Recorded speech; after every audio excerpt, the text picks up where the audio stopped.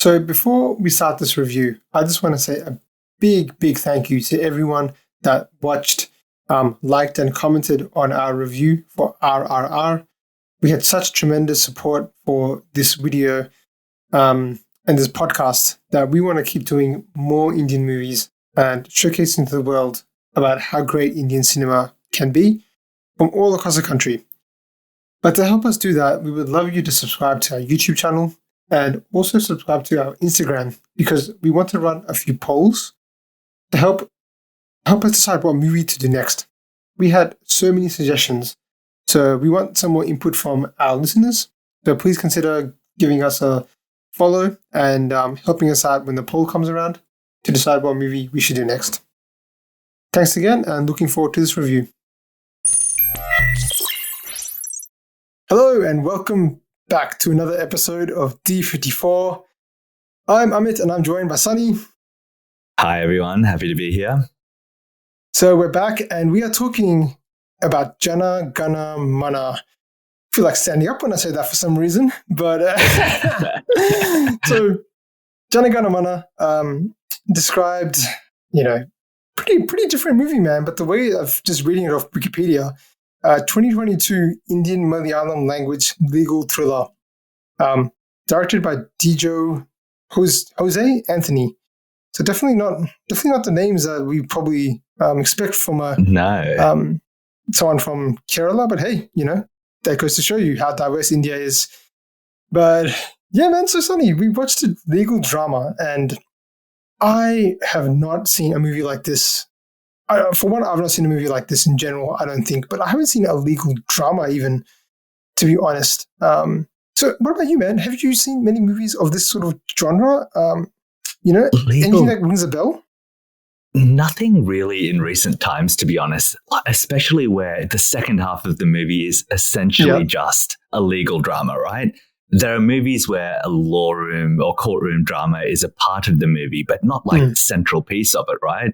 Or like the outcome is happening in a court, but a lot of the background work is happening off screen or in other places. But yeah, I can't remember a film where the courtroom drama is like the central premise of a film. And so in that way, completely unique. And the fact that it was able to make that so exciting is amazing. Definitely agree, man. I couldn't think of anything off the top of my head. Only thing was maybe like A Few Good Men or something like that. Yeah. In Hollywood. But and otherwise, that's true. But that's famous for like a couple of particular scenes in a courtroom drama, but it's not in the same way, like entirely set within a courtroom, I think. Yes. Whereas the second half of this film is almost like that, right? So it's pretty unique and a bold choice. No, definitely, man. I also thought the same thing. It was that comes around in the second half because it definitely is a tale of two halves, as we're going to get into. But before that, man, this movie has so much to discuss. Like, oh my God, it's such a deep movie and it's a thrilling movie, so much. But before we jump into that, I do want to take a step back and just talk about this movie, just in terms of its subject matter, the topics it talks about, the themes it uncovers. We're going to do them in more detail, but what did you sort of think about this? Because you're somebody, known you for a long time, and you got a law degree. You're pretty big in the you're interested and pretty active in social justice. Not saying that you're a lawyer like this guy is, but but you definitely have your interests and you've done a bit of work on the side and stuff like that about it. So, man, what did you feel watching this movie? Was it something that was close to your heart or close to your personal beliefs and stuff? I think it really brought to my attention some of the issues that I felt have been bubbling away in society for a very long time, and things that have become increasingly significant and things that I see as kind of big issues for the modern world.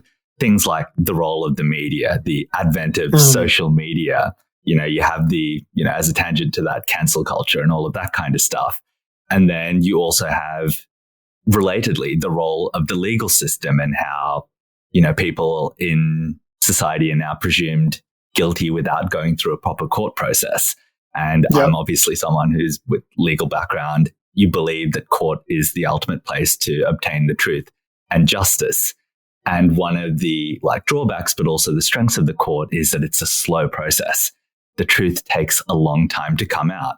Both sides put their argument to a court, and through reason and logic, you get to the right outcome. Whereas in the modern world, all it takes is a tweet, an opinion, suddenly misinformation and judgments are being cast. And within a week, someone's cancelled or judgment's been cast on an individual. And that truth gathering process or the truth discovery process is just thrown out the door. And that's hugely problematic. So yeah, I see this movie as honing in on some of the biggest challenges facing modern democracy, I think.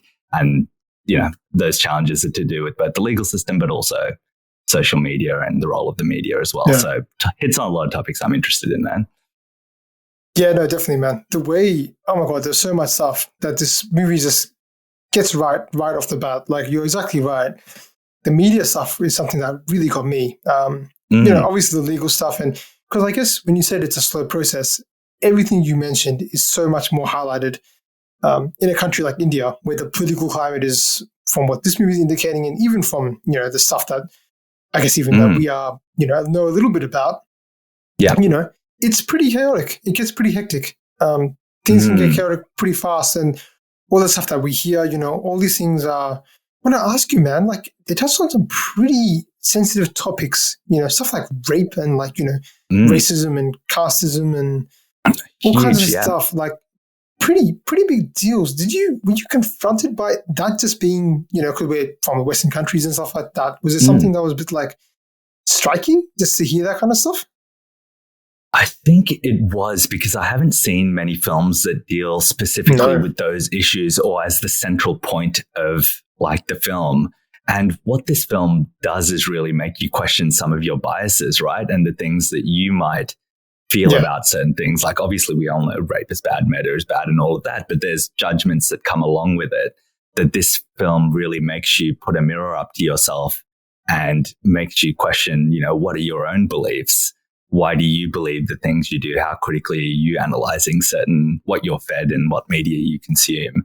So I think a lot of those issues, it really raised a lot of unconscious bias things in my mind of, am I one of those people who judge very quickly? Do I have these biases that feed into how I consume media and things? So I think there's a lot in this movie that deserves unpicking and makes you leave the cinema questioning things about yourself, which is a great achievement for any film.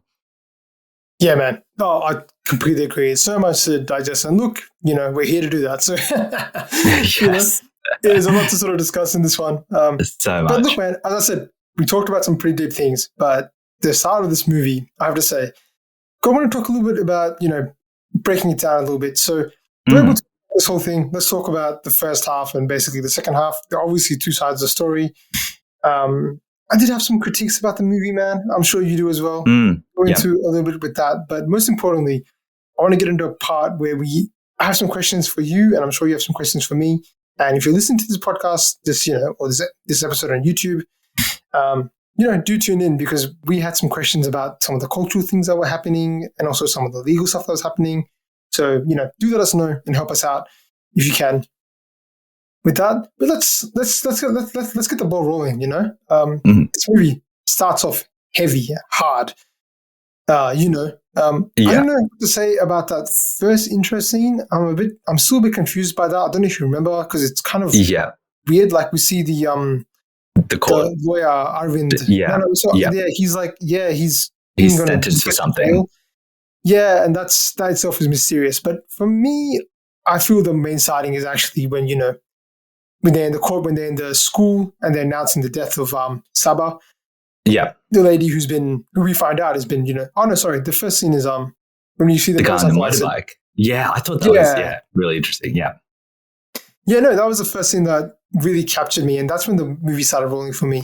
But man, what did you sort of make out of the first sort of intro to this? Because there's so many things in my head that have gone on, just about how good the production was, how professional this looked, how well the sound was used, how well music was used, basically throughout. The acting was absolutely awesome. Even before, the main sort of, Sajan, played by Suraj, obviously a very accomplished actor because he was so great. Yeah. But yeah, like acting was so good. It was, just the start really got me involved, got me emotional. What did you think, 100%. man? I mean, that first scene with the motorcycle guy swerving, hits the brakes, hits a pole or something, and he puts his glasses on, and he's seen something shocking, but you don't know what it is, and immediately your interest is piqued.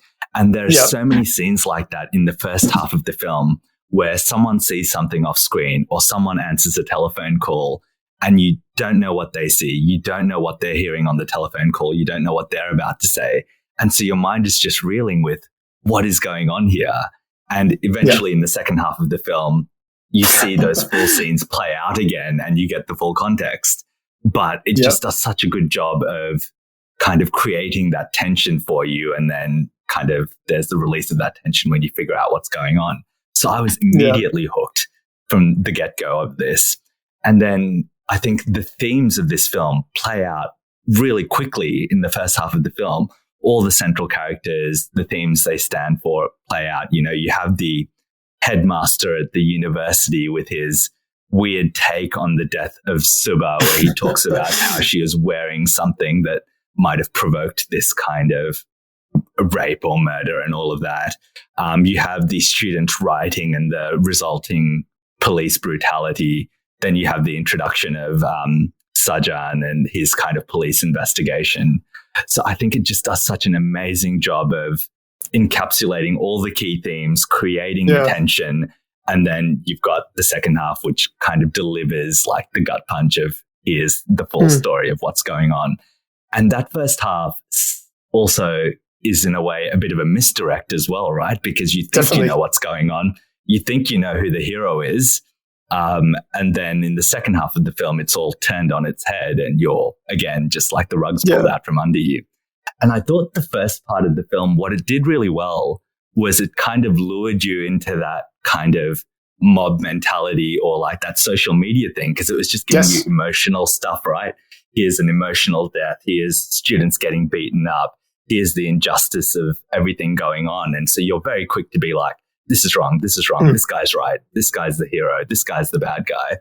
And then in the second half, the like director delivers his message, but where he's like, okay, start taking the emotion out of this. I'm going to reveal exactly what the truth is. So I think it's like, as you were saying, a story in two halves where the first one is, here's all this information and you think you understand it and you're ready to make some assumptions. And the second half unwinds some of that. No, man, definitely right. But like the thing, I'm starting to sense, because, we've seen, even in RRR, I sort of mentioned a little bit how like it builds so much, I don't know, Indian movies do this really good thing, like building tension. Like, I don't know what it is. Like that start scene, you basically, the way they use music, the way they shoot everything from a cinematography point of view, the close-ups, they make, a villain straight away. Like, the chancellor, whoever he is, comes in and he's an absolute evil person, like just, unsympathetic and unreasonably, Exactly, so yes. It played with the emotions so well, just from right from the start. Exactly. Like we see that, like when she's walking out, like I still have that scene in my head. Like, Gary, who I thought was fantastic, to be honest. Like she was great. the student leader, and I thought having a punch like that come in before even your main two stars come in, did such a great job. And when she comes in and she's, walking out, emotional as hell, like how great was the acting, man? Like they were so invested in this. I believe it's right, man. Like yeah. And then the build up to, the writing and all of that, it all seemed fairly natural, but not a lot of time has elapsed for all of that to happen, right? No. But that's how good the character development is, the music and everything. You enter that world so quickly and everything seems to flow very naturally. Yeah, you mentioned a little bit about how the social media and stuff like that, they're using these things, like they have scenes with her face bloodied up and she's broadcasting live or something like that. Yeah. Dude. Pretty relevant, right? Like, I mean, that's pretty close to home. That's right. Like, whether it's the war in Ukraine or whatever, those are exactly the kind of images you would get from either a conflict zone or in the middle of, these kind of riots and all of that. It's 100% believable that it feels like a movie of our time.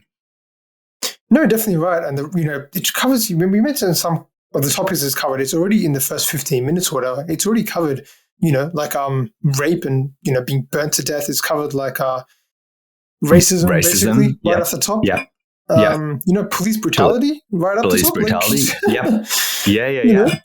It doesn't. And the role of the media in shaping the story, right? Yeah. Yep. Just in the first 15 minutes. This is exactly. This is before. This is like the cold open before we even see the title cards. Exactly. Oh, yeah. Good point.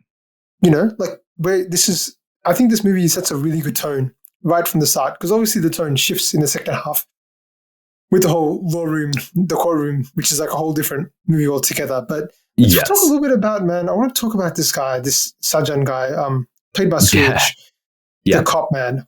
Oh, unbelievable. I loved this guy so much, considering, because it's sometimes I think some of those mild-mannered, roles are just as hard to sort of nail. Because like, 100%. If you saw behind the scenes, we all know now as to, what he was, the evil scumbag that he sort of was.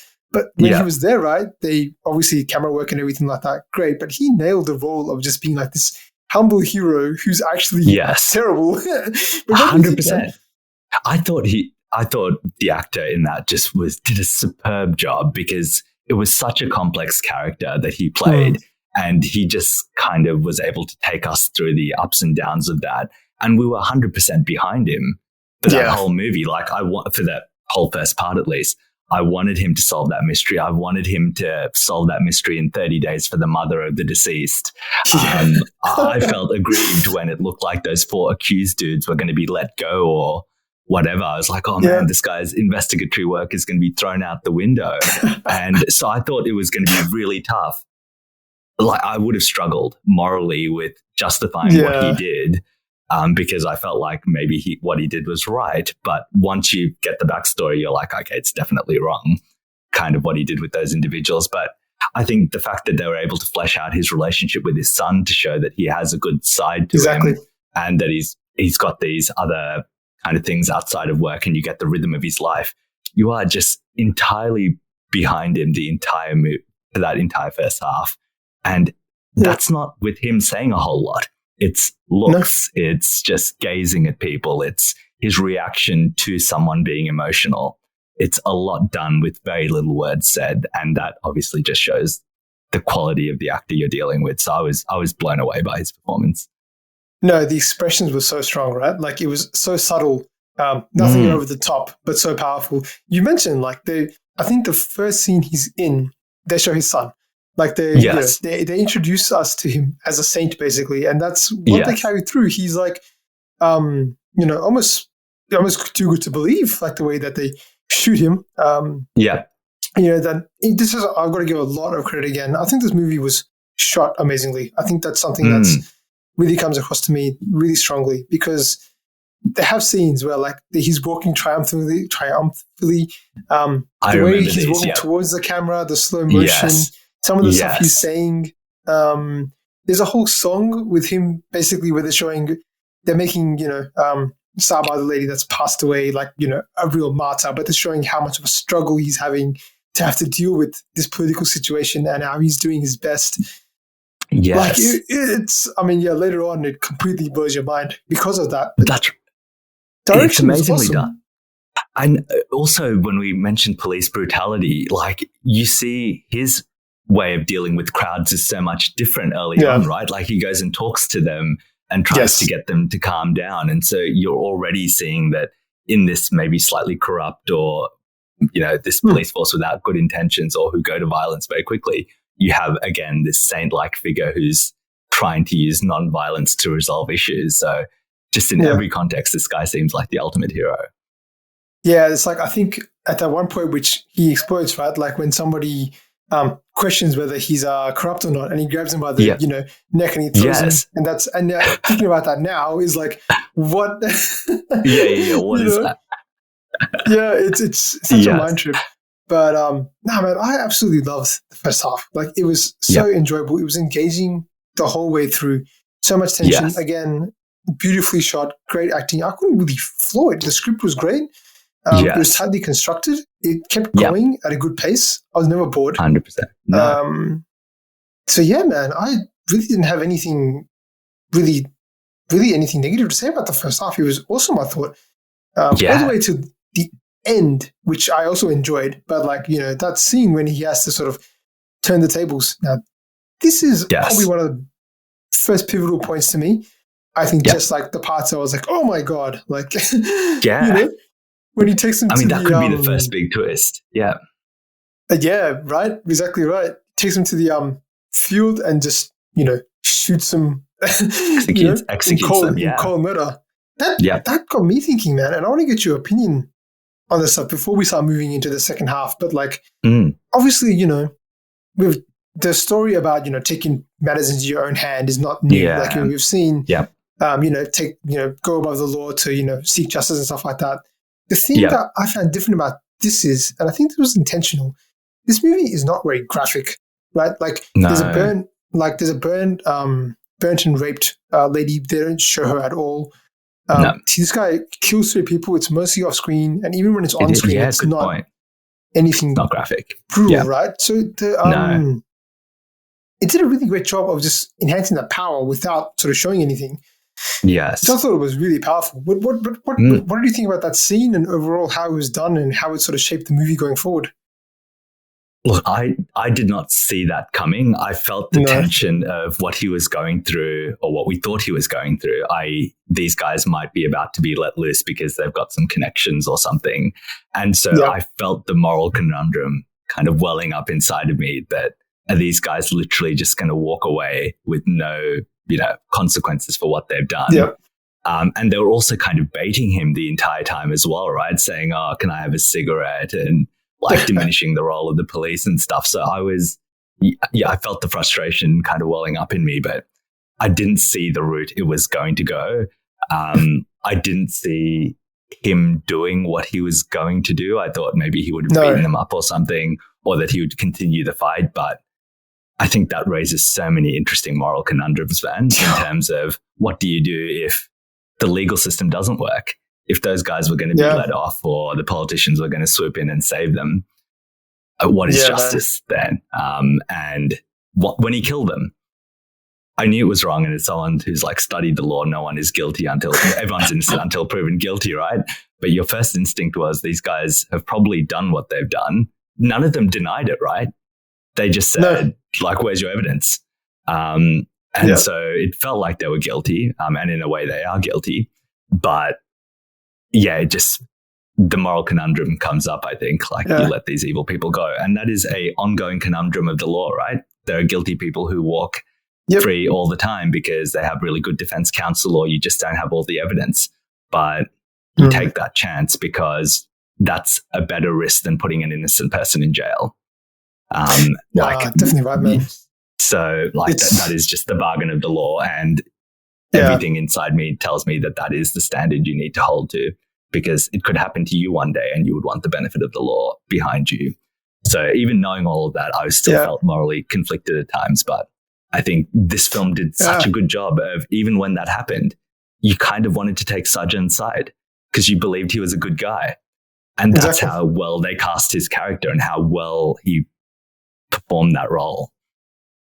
No, exactly right. And I was thinking while I was watching that is like, so the only things I could think of, like, to just differentiate a little bit between, Indian cinema and sort of Hollywood from what we have seen, the only time I see this kind of, fight for justice is whether it's a superhero movie or, a vigilante or like some kind of action thriller where like, but like to have it done from a cop who's seemingly good, is there something different which I have not seen that often? Yeah. So I was impressed by that. Like the moral questions you're bringing up are huge ones. At that point, I had to pause and be like, okay, wait a second.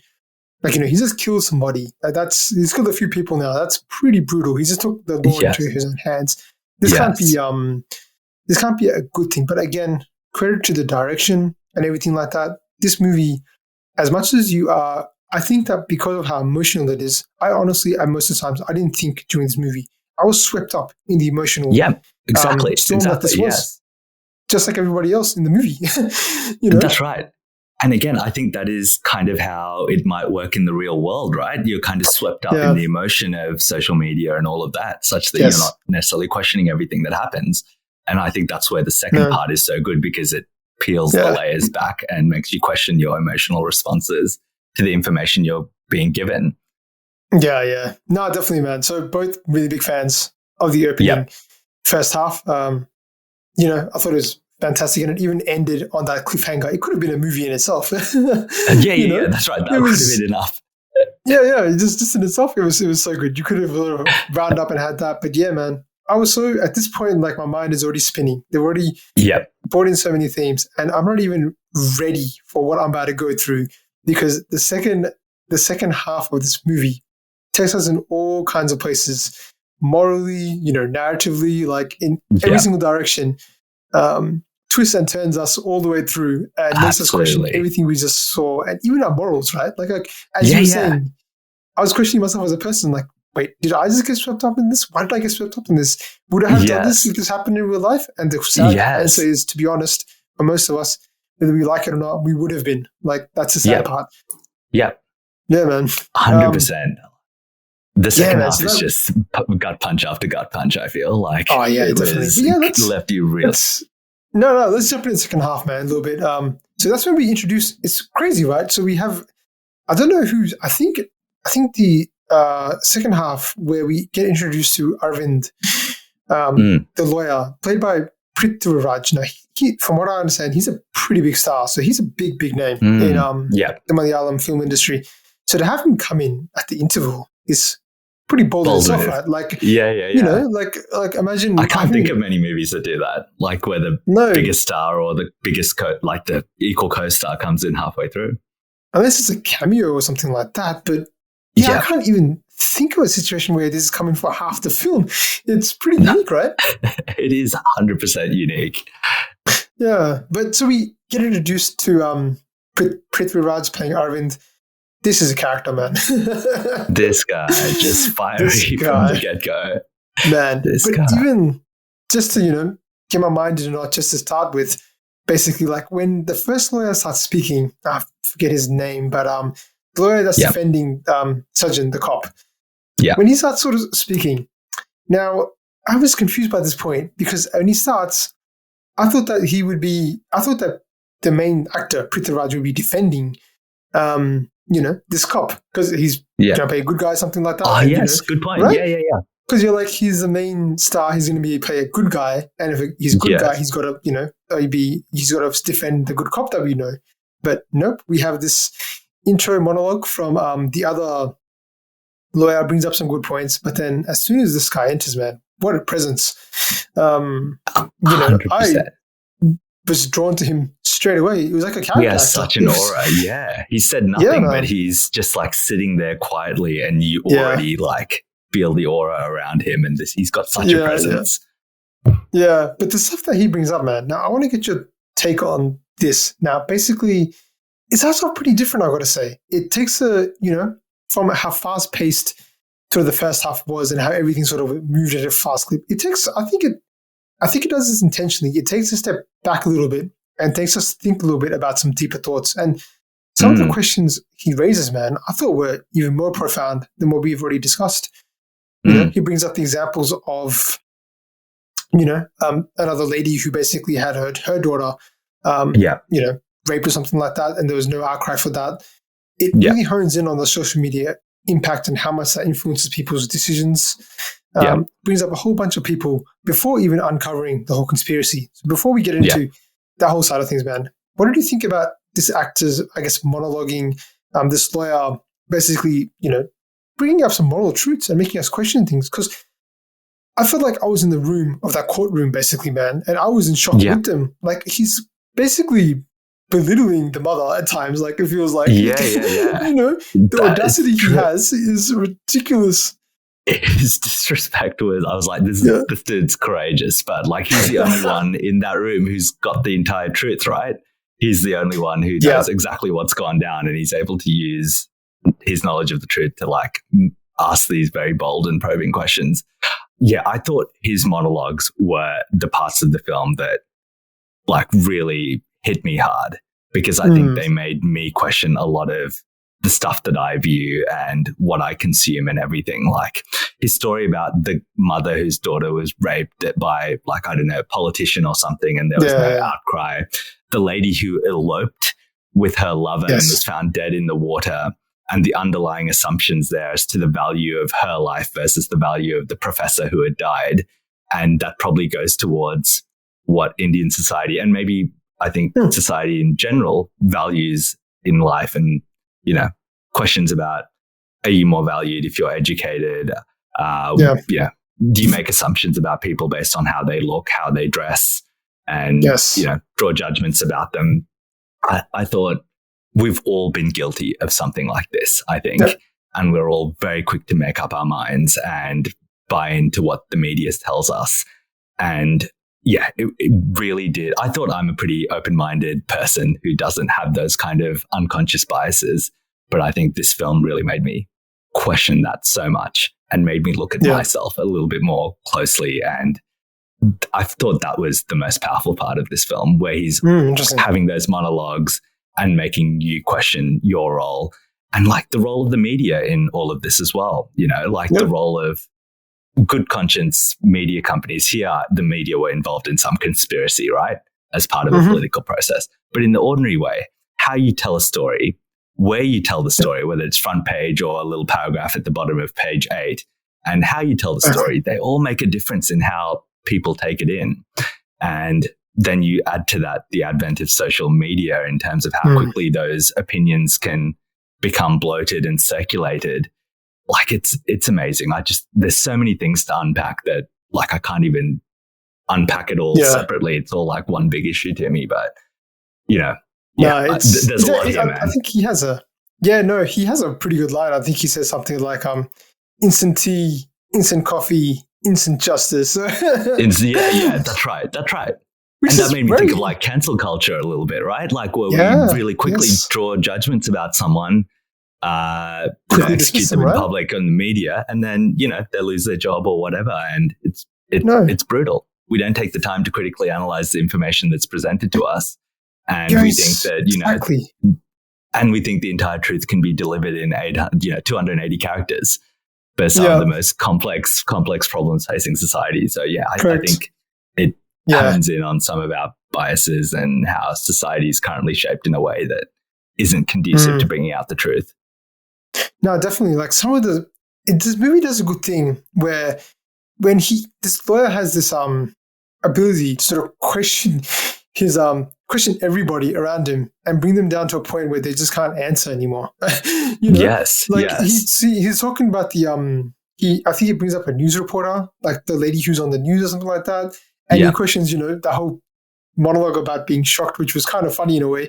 You know, he was like, you know, you tweeted shocked. And he's like, you know, a rape happens kind of disturbingly every 15 minutes in the country. And he's like, you'd be shocked every 15 minutes. You'd basically be having a hard time. Your blood pressure would be too high. Yeah. But no, I loved his performance, man. He was so great. And I haven't seen a movie like this where they just like they switch hands completely. Like they go from, Sajan basically in the first half, who's basically carrying the whole story, to basically disappearing in the second half until a couple of flashbacks. And then Prithviraj, Arvind basically takes over and he's the main character. It's like they had two different movies and they put them together, but it just meshed. It worked well. It meshed so well. I'm blown away that they were able to pull this off. It was definitely a great credit to, everyone involved in this, from the writing to the acting. Everything all came together. And this, a lot of scenes here, which had a lot of, I would say later, a lot of shock value and made us question a lot of things, as you said, rightfully so. And this is even before we sort of uncover the rest of the story, which is mind-blowing in itself, right? So exactly. If we were to sort of... I find it amazing that this half of the film is almost more exciting than the first half. Yeah. But it's just set in a courtroom with the dude talking. Like there's not much else going on, right? For that to be the more exciting part, or where you're even more riveted, that just shows you the quality of the writing, the delivery of the actors involved. It's a huge credit, I think, to this film and everyone involved. It's such a good point you bring up, because I am somebody who really, honestly, probably unfairly sometimes doesn't like too much exposition, too much dialogue, too much talking. Yeah. It's something that sort of gets me a bit. I'm like, can you tell stories in different ways? But look, as soon as I knew this was a legal drama, I was like, look, there's going to be a lot of talking. Yeah. But you're right. If this guy's performance wasn't what it was, I could easily see myself zoning out or being like bored or not thinking this is that great, because he did everything with so much. He was relentless. He was, aggressive in his nature. He was psychotic. Even like his mannerisms, like he'd do things where he's like not looking at you straight, but looking down and kind of. He's definitely taken a big role in this, but it's some kind of, he's not playing a straight. Lawyer. It's like somebody that's deranged, but it worked. That's awesome. Right. And he's not like your standard hero, even though he is kind of the hero of this piece, because he's got a disability, right? He's got a limp, and as you're saying, he has these weird mannerisms, which might be off-putting in comparison to the straight-lace Sajan, who's like what we assume a hero would look like. This guy's in a very like the opposite of that. He's disrespectful to people. He is loud. He is obnoxious. He's he's not like a perfect physical specimen or whatever. So like that, again, the fact that he ends up being the hero is again turning kind of visually what we expect of a hero on its head. Like, he's not the guy in RRR. Yeah. No. He's not like some buff massive dude who can do everything. No. He's not throwing tigers around. And stuff like that. But no, like the other thing before we move on to the more narrative side of things, like the emotion just keeps going, man. Like, that's one thing that drives it. Like, the scene when obviously, he says basically Saba wasn't shit. Like, like she was, she's not really worth anything, right? Looking her mother in the eyes while saying it. Oh, man, bold. And then it's just, I couldn't help it. I had a little bit of a laugh because, like the judge tells him, like, you will stop being disrespectful. The next moment he questions her, like he brings her up.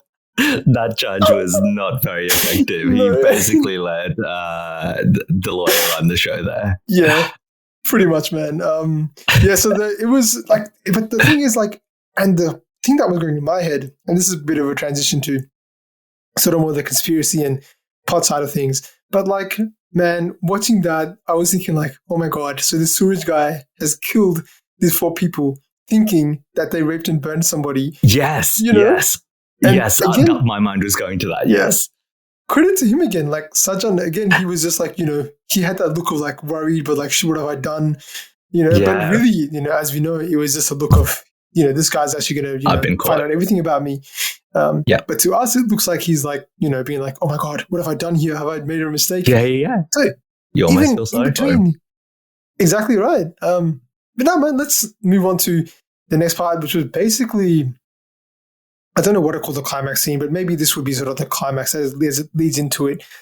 The uncovering of the whole conspiracy behind all of this and how that unplays, right? Like the cover up. This again brought up so many themes. This is such a deep movie. Like the power of media, the power of people, how certain people he asks that question, right? He says something like, is the media's role to tell the truth, or does the truth inform the media, or something like that? Like, which way does it go? Like, is the media the one that's in control, or the truth controls the media? Such a great question to ask. And amazing line, yes. In this movie, right, it showed us that, look, it was all controlled. It was completely from the top up. Yeah. But what do you think, man? The mind, it was basically a mind trip where it takes us, like, all our expectations, everything that we've seen has been erased. That first hour that we saw, basically, we were misled the whole time. So what was the impact of that? Like, how was your emotional ride through that? I just thought the fact that the central premise of the film, that the woman had been raped and murdered, is untrue, because she was not raped. That was just something that was, again, concocted. So, like, the very fundamental basis of the outrage and everything that happened was fundamentally untrue and was concocted by this politician and the policeman. And it just completely blew my mind. And I guess, as you're saying, it gives another layer to this story about who are the people really in control of what we're learning about and what is shown to the public. It's these politicians, it's the media, they're in cahoots. and they are telling a version of the story that they think will be beneficial to them. They're not reporting in the public interest. They're reporting in the personal interest, the media at least. And so I think that just gave another dimension to this story, like that political element of the ruthlessness, whatever it takes to stay in control and stay in power. And look, I don't know how emblematic that is of Indian like politics or whatever, but it's generally true of politicians that they all want to stay in power. They go to different extremes in Australia versus US versus India versus what's happening in this movie, but that fundamental premise is true, and it's kind of playing out in a very extreme way here. But I just thought that was amazing in terms of how it was able to pull that off and make it be so believable. And then just the role of the police officer in this as well, just how he kind of suggested in the first instance, right? Sarjan, and I was just like, what? How is he doing this? Yeah, look, I was blown away by all the twists and turns on this, but none of it seemed excessive to me. Like all of this seemed believable and not too far from reality. Maybe a little exaggerated, but I could see this going down, whether in India or in another country. Yeah. No, I definitely agree, man. It was, again, this movie is like nothing is over the top, which is what makes it so great, I think. It's all exactly, yes. And that's right. Like it's even the maybe there's one or two scenes of like, that politician, slapping his face or something like that a few times. But like, it's nothing too crazy. Like there's no over exaggerations from the main characters. Like as we said, Sajjan is very low key, and Arvind, he uses his emotion impactfully when he has to. Yeah. That's sort of his, that's his character. But man, yeah, you're right. Like the whole plot was crazy. Like, the whole conspiracy behind it, and just showing like, what was behind it. They intertwined, they brought more themes here as well, like with the daughter who committed suicide because of not being yes like not being accepted, not being and just the teacher basically just being like, no, you should know your place in society. Again, more stuff that it's even in this conspiracy flashback, the roots of it. It's not a simplistic plot, right? They expressed it so well thinking about it now. Like it was pretty complicated in all it went through. Like it went from basically, it had a teacher who didn't like her, a police officer who's getting complaints, the student leader / teacher. I'm not sure what Saba's role was in the end, but she was some kind of student coordinator or someone respected. So a few different layers on hand, and just that scene when again, that really evil vice chancellor who he is, and he basically asks them, he says, it's a democracy, so who's going to stand up and vote for you? And you can just tell how scared people are to stand up to authority. Yes. And even if you want to do the right thing, you just can't. It's an uphill battle. Yeah, man. So I don't know, man. Like the whole side was crazy to me. And again, as you mentioned, the police side of things was even more crazier. Like just how we see this unfold. That blows my mind, man. I think that was the biggest twist of the film for me was that, in terms of Sajjan's role in concocting this whole web of deceit. No, man. And that feeling I had afterwards was like, wow, what have I just witnessed and what just happened? We just basically 30 or 40 minutes ago, we were looking at this guy as a hero, and then we basically tore him down as a villain. That's right. Basically, they do such evil things. Like they get his, again, this point was so, shocking. But the guy who wants to be CM or whatever, he gets his son injured and all that stuff, man. Yeah. Yes, that's right. The stakes here are brutal, and no one is safe. Yeah, it blows my mind. And just the ruthlessness of which he would say, okay, kill those 4 guys. Just take them out. Just as a matter of fact, this is just the cost of doing business, or this is just the rules of the game we're playing. And it's chilling at times. It is. Because it feels like these lives mean nothing. And I guess that's what he's saying. Some of these lives, because of our own biases or whatever, some of these lives don't mean anything. These 4 guys, they're dark skinned, not very educated. Take them out. No one's going to care. They're not anyone important. But this professor who's well educated, maybe she's important because I don't know, that's the kind of people we prize in our society. Yeah.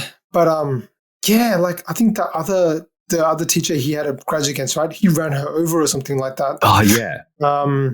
Brutal. Yeah, man. Like, and even, when you think the hits don't, if you think the hits have stopped, basically then we get another twist with the inside mole with the older inspector basically being the informant. Yes. He is informant. He gets all the info from Siraj. Yeah. Sajan, who's like kind of redeems himself in a little way, I guess, towards the end by giving him all the info. But yeah, the old guy comes back, delivers the goods. Yeah, man. I did not see that coming. Again, did not. I don't know, like, because if I think about it, if I was to watch this movie, if the emotional appeal wasn't so strong, and if the shooting, if it wasn't done so well in terms of how well they shot it and communicated all the messages and all the powerful, monologues and all that stuff, maybe I would have had time to actually decipher and find out what's going on.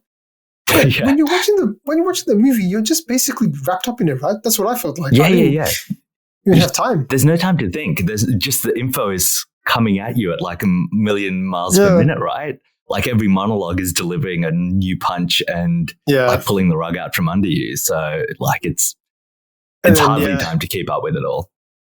No, definitely right, man. So basically, there was a bit of an ending, which sort of might be a segue into some of the criticisms I had for this movie. I mean, overall, as you can probably tell, I did really enjoy this movie. It's a unique movie. It's something I've not seen before. I love the performances. I love the style of it. Just the whole, it's like basically a crime thriller at the start, then it becomes a legal courtroom, which blends into it, the conspiracy theory behind it. So many themes it brought up, stuff we didn't even touch on everything, just like, like not believing everything you hear, not believing everything you see. This lawyer has this position where he has information, but how many people would have cowered to that? Most people would have, but he's like, no, I'm going to stand for justice because that's what's right, even though everyone else is going to see it as wrong, and people are going to make me look like an idiot because of what I'm doing. Yeah. So much stuff I touched on, but so one of the criticisms I had was, and I had this in another movie we did with, I think the Top Gun Maverick movie. Basically, the movie, the emotional high for me was at that point. I think it ended there. Like where basically when they revealed it all, and I was like, okay, fine. I've had the movie is done. Like I had that to then get the backstory of the lawyer. Then, kind of felt a bit like I was not invested in it anymore because I was wondering like who is this guy the whole time. But then I would have liked that to be interwoven more into the story somehow. Agreed. So I kind of was like drifting off. Like at the very end, they have like the student.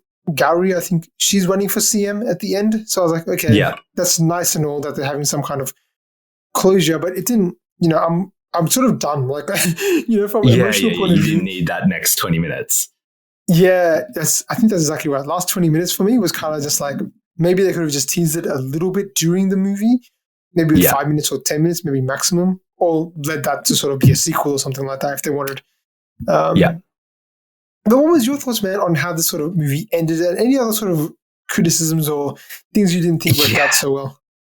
I think in terms of the movie ending, I thought it was strange that Arvind's story only got explained at the very end because I think if you had known his story at the start in terms of he was once a police officer, he's been in that position where politicians have pressured him to do the wrong thing, but he actually stood up for what's right. I think, again, the emotional impact of how he was talking and his conviction would have come through so much stronger. Whereas in the end, it was just kind of glossed over really quickly that, there's these things that happened to him. So he's really bitter and wants to uphold justice now. I just felt like it could have been more impactful if they had woven that into the story, as you're saying. So. I think in terms of character development and look, I think they could have done a little bit more. Like we know Sajan was kind of a villain in this piece, but I don't understand how he got to be corrupted. Like what made him make those decisions of, suggesting this really heinous thing happen? What made him willing to kill 4 innocent people. Well, not 4 innocent, but 4 bad people who shouldn't have been summarily executed. He had this relationship with his wife where he's separated from her or something. And again, not explored in much detail. And it isn't fair to ask a 2-hour, 45-minute movie to be even longer and build more characters. So I get that they can't spend too much time, but I would like to have seen that fleshed out a little bit more and add more complexity, and rather than just used as a plot device as a twist or something, right? To they built up this really complex character. Then why is he suddenly different to what was portrayed in the first half? So I would have liked that. And even I thought the lady who was murdered, I forget her name, Saba. I felt like she was a bit she's obviously really dedicated to her students, believes in social justice issues, and obviously very intelligent and is courageous in standing up to the vice chancellor, but in a way felt one-dimensional as well. We didn't really get to see much of her and what she stood for beyond some of those flashbacks. Yeah. So I thought they could have fleshed her out a bit more as well, but I think all of those characters are extremely impactful still. So I thought that was done well. The second kind of criticism I would have of it is, and it had this really difficult job of trying to balance the really big picture, what is Indian society and democracy going through at the moment, with these personal stories of Sajan and Aravind and, the girl who committed suicide and what she was facing. And I just wonder if they got all of the balance right in terms of, paying homage to those personal stories in quite the same way. I think we got all the really big messages, whether all of those smaller stories kind of hit as hard as they could have. I think maybe not, but I think they were still all really powerful. And again, it goes to that point of just that information coming at you thick and fast in that second half, right? He's talking about the girl who committed suicide. He's talking about the maid's daughter who got raped and the girl who eloped and was found in the water. Just so much information coming at you. But look, I think I forgive all of those because this movie was trying to be ambitious. It was trying to make you think about things, and I can't criticize them for being ambitious. I think it was bold to tackle these topics very head on, and it makes you leave the cinema questioning things, which is more than I can say for 90% of the films I watch, where I don't really think about it ever again once I leave the cinema. No, your criticisms I think you're pretty good. It's funny because it's 2 hours, 45 minutes, but they jam-pack so much into the movie that it feels like there could have been more, right? I think so. I had some different sort of criticisms than you did. But so I want to preface this by basically saying, I think this movie was more for an experience. So all the stuff, even the stuff that you're saying and I'm saying, I think they're more after the fact. I definitely didn't think or feel these things while I was watching them because I was on the ride, So it's more like going back and thinking, wait a minute, what about this and what about that? But as an actual movie experience, I didn't have these same criticisms. The ones I had was, and I'll get your take on this, but man, it was a one-man show from the lawyer, from Arvind, man. The opposition was not really strong, and the judge was also pretty meek. He was so meek, man. That would not go down in the court of law in most places. No, I don't think any of that. I think the other lawyer basically just has one-liners where he just gets rebutted, basically straight away. He gets owned, man. The judge sometimes is oh, so what are you saying? And I'm it's clear what he's saying. This is wrong, or something's happened. But the judge, it takes them so long to compute. I'm this does sound like one of the greatest minds of our time, or someone who's gone through a law degree. That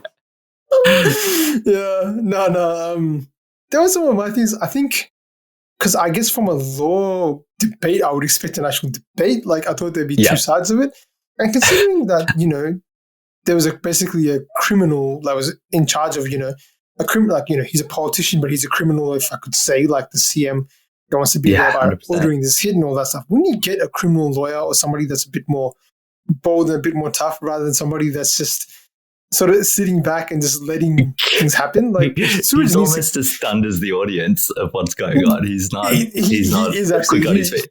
No, he might as well take a seat in the jury, man. I'm in the audience because he's just he wasn't doing anything. He's like one of us. He is Yeah, one of man. us. So that was probably one of my main ones. Yeah. I don't That's think fair. that I think that people. I didn't find it personally too bad. I know you were a big fan of it as well. But just the heavy-handed monologues, you know.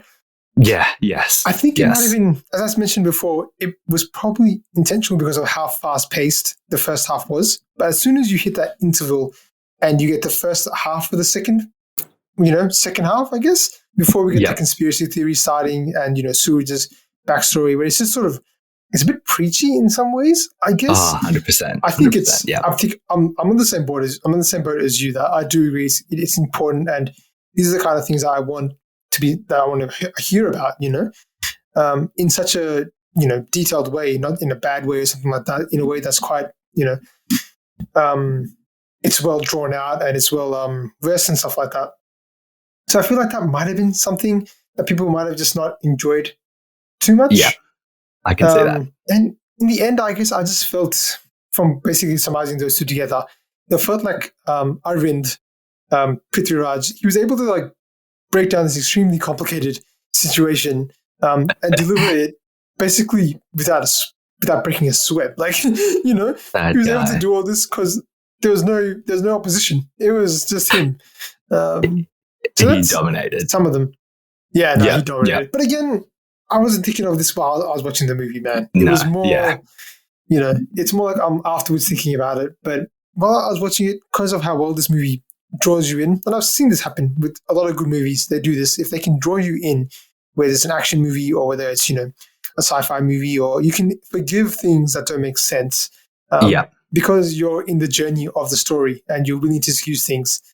Even potholes at times can be excused because of stuff like that. That's right.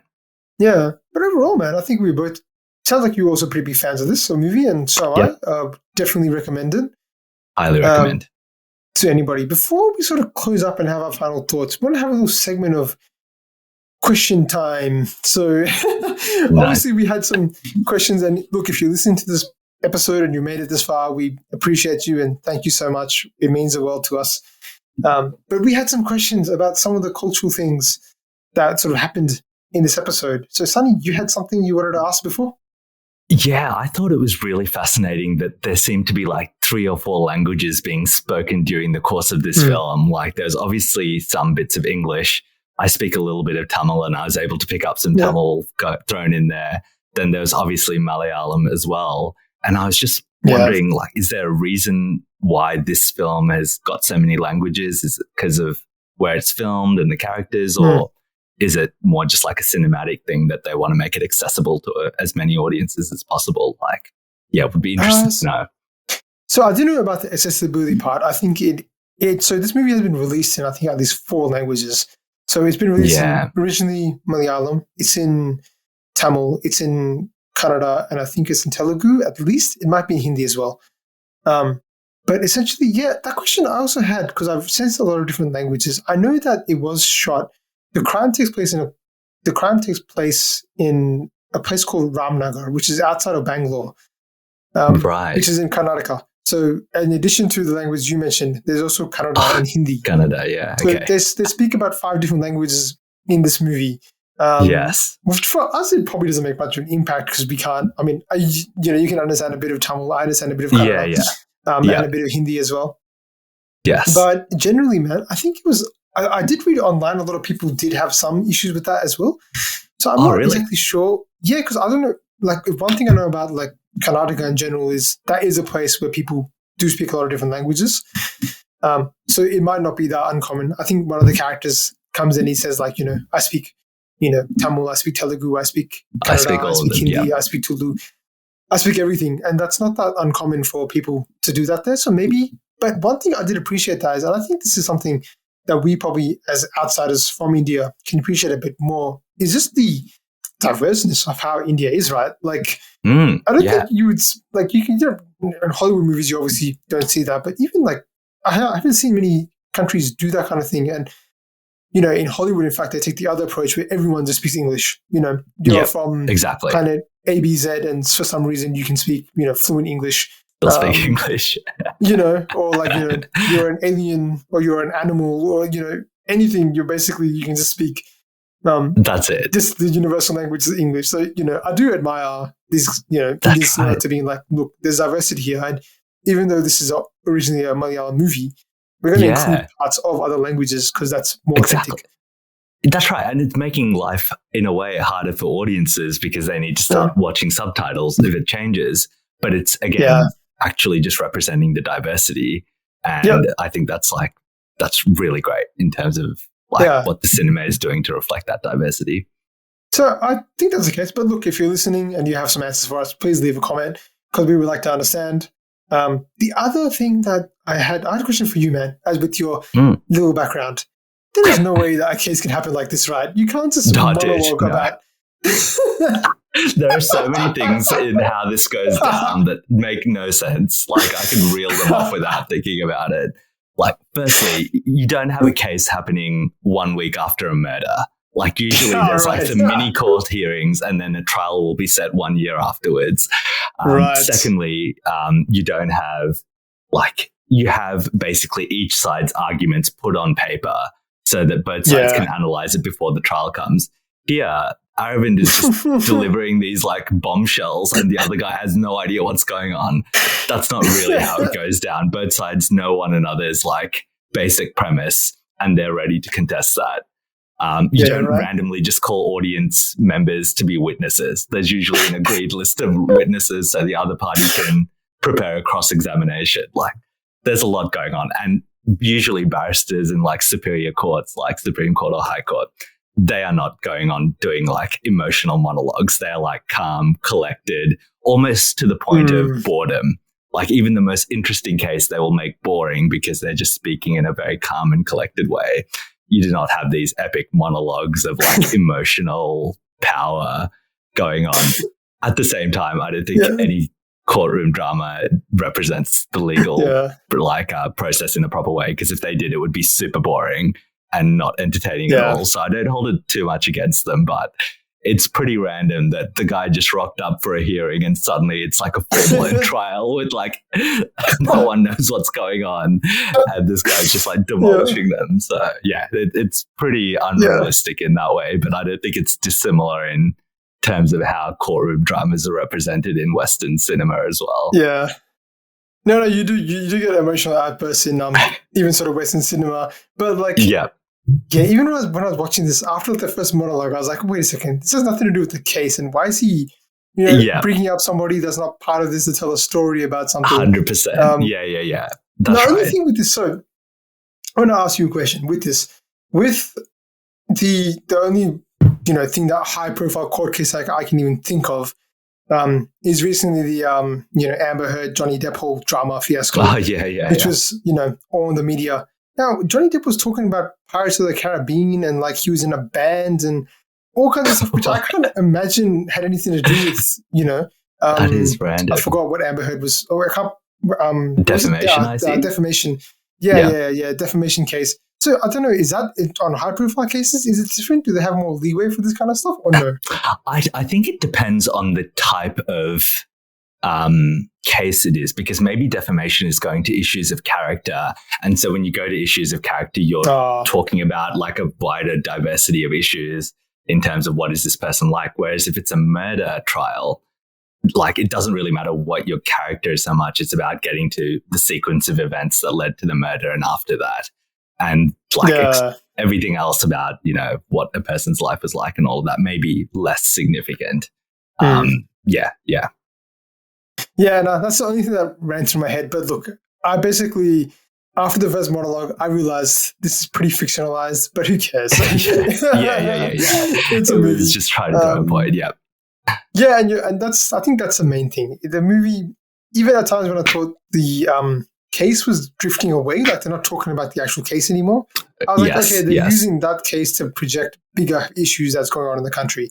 So again, I was like, fine, if you want to talk about that a little bit, I'm all for it, because it's done well, it's entertaining, and I do agree that some of the stuff he's talking about, my God, the stuff we talked about, why do we get wrapped up in these cases like the Amber Heard case or the Johnny Depp case when it's, there's much sort of bigger stuff happening around the world, poor people getting raped and murdered or whatever it is. There's people starving, really wars good. In countries we haven't even heard of. Yeah, no, that's a whole different topic in itself. The distraction, the media, but yes, no, man. I guess I've covered off all my sort of thoughts, man, with that. Did you have any other final thoughts before we wrap this one up? I mean, the only other question I would have had is, are there certain parts of this film that are true? Like, are they reflecting real life events that might have happened in India? Or, I don't know, it felt very contemporary in a way, but I assume this actual story isn't true, but is it like a combination of various things that have happened in India in recent times? I don't know, maybe definitely. One for the audience. Yeah, no, definitely. Yeah, no, that's a great one for the audience. But I think it's probably inspired by it. I put it like that. Like nothing that I've read in the trivia, nothing that I read online suggests that this is based off a true story or anything like that. That'd be a wild true story if there was a lawyer like this man. If this is a true story. Oh my God, my mind is even more blown. That would be amazing. But I think a lot of the social commentary stuff is definitely based off stuff that's happened. Police brutality and stuff. We've seen that. We've seen rape is such a hot topic in India. Casteism and racism. This is all stuff that is very contemporary. It's contemporary, but it's contemporary for the last 10, 50 years. Like it's not, it's historical as well. So it's kind of a bit of both. Right. It's in the news right now, but it's been happening forever. I don't know if it's. Yeah, I think it's because it definitely feels like it could be set in today's world. Exactly. Just, I think the actual conspiracy and stuff is probably something that they probably definitely not true. But yeah.